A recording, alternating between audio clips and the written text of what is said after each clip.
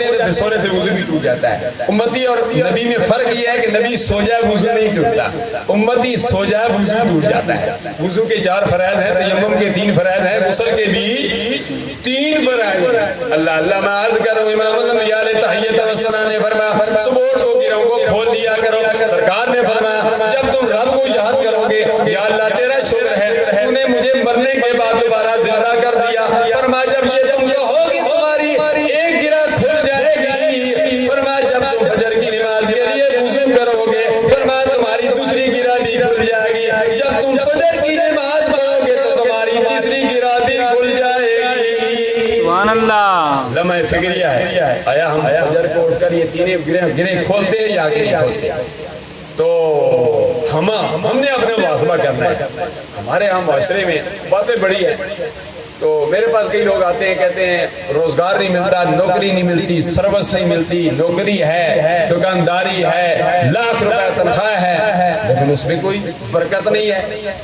میں نے کہا ہمارے یہاں تو الحمدللہ تبارک و تعالیٰ نے برکت ڈال دی ہے. ہمارے مولوی جو مطلب یہ جو طبقہ ہے اس کو مسجد سے 5,000 روپے تنخواہ ملتی ہے, بہت تو 7,000 10,000 تنخواہ ملتی ہے. لیکن آج دن تک کوئی کسی مولوی نے خودکشی نہیں کی ہے, کسی مولوی نے خودکشی نہیں کی ہے. کہ اللہ تبارک و تعالیٰ تھوڑا دیتا ہے, لیکن نماز کی برکت سے اللہ تبارک و تعالیٰ اس میں صبر دیتا ہے, اور تھوڑے میں اللہ تبارک و تعالیٰ برکت ڈال دیتا ہے. نکاح پڑھاتے ہیں, وہاں کیا ہے 2,000 5,000 بہت دے دیں, اتنا ہی ہوگا تو, لیکن اس میں اللہ تبارک و تعالیٰ برکت ڈال دیتا ہے. تھوڑا ہوتا ہے برکت ڈال دیتا ہے. ہمارے یہاں لاکھوں کی تنخواہ ہوتی ہے, برکت نہیں ہوتی. برکت اس لیے نہیں ہوتی, ہم نے اپنا محاسبہ کرنا ہے. ہم صبح 8 بجے تک سوئے رہیں گے, صبح کے وقت رزق تقسیم ہوتا ہے.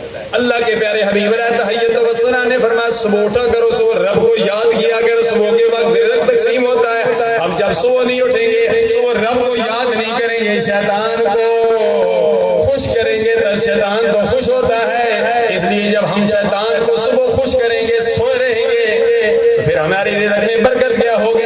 اس لیے اللہ کے پیارے حبیب علیہ تحیت و ثنا نے ہمیں خوبصورت انداز میں نسخہ دے دیا. فرمایا صبح اٹھا کرو, رب کو یاد کیا کرو, وضو کیا کرو, فجر کی نماز ادا کیا کرو. جب یہ 3 کام کرو گے اللہ تبارک و تعالیٰ تمہارے رزق میں برکت ڈال دے گا. سبحان اللہ. سارا دن تمہارا سکون کا گزرے گا.